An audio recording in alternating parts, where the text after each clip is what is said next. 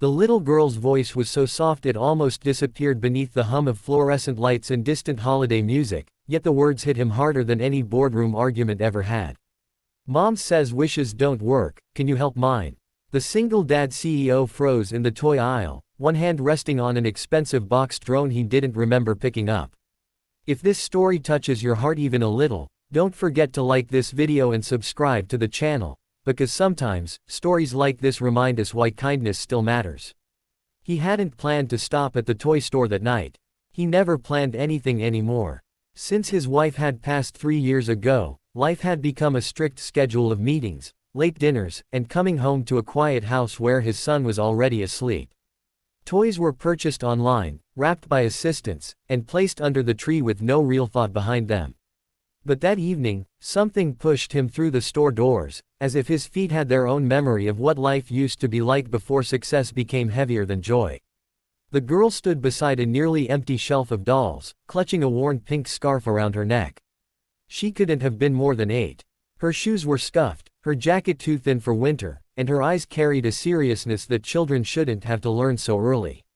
He noticed her mother a few steps away, pretending to study price tags she clearly couldn't afford, her shoulders slumped in quiet defeat.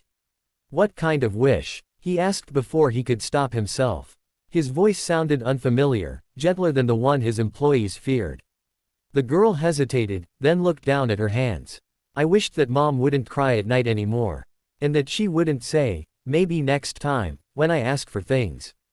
She glanced at a small stuffed bear. "And, maybe that my brother's medicine wouldn't make him so tired."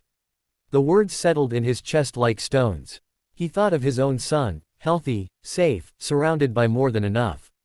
He thought of how often he complained about exhaustion, as if grief were the only hardship in the world. He knelt so his eyes were level with hers. "Sometimes wishes don't work the way we expect," he said carefully. "But sometimes they work through people." Her eyes widened slightly. "So, you can help." Before he could answer, the mother rushed over, embarrassment flooding her face. "I'm so sorry," she said quickly. "She shouldn't bother strangers." "She's not bothering me," he replied. And for the first time in a long while, he meant it. They talked there in the aisle longer than planned. The mother, whose name was Elena, explained in fragments how her husband had left years ago, how her youngest son was chronically ill, how she worked 2 jobs and still came up short. She didn't ask for anything.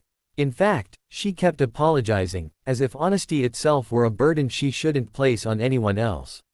He listened, truly listened. Something inside him cracked open, something that had been sealed shut since the night he stood alone in a hospital hallway and realized money couldn't buy back time. Without making a show of it, he placed the stuffed bear in the cart. Then another toy. Then a warm winter coat. The girl watched silently, hope flickering like a fragile flame, afraid to grow too bright. At the register, Elena tried to protest. "You don't have to. I want to," he said. And the truth surprised him. This wasn't charity. It felt like remembering who he used to be. As they parted, the girl tugged his sleeve. "Thank you for helping my wish," she said. "Maybe they do work a little." That night, as he drove home, the city lights blurred through tears he hadn't allowed himself to shed in years. When he reached his house, he didn't go straight to his office. He sat on his son's bed and watched him sleep, realizing how close he'd come to missing the quiet miracles right in front of him. Days passed, but the girl's words stayed. He found himself thinking about Elena's exhaustion, about how many people like her walked past his glass towers every day, invisible. An idea formed, not a grand PR move, but something deeply personal.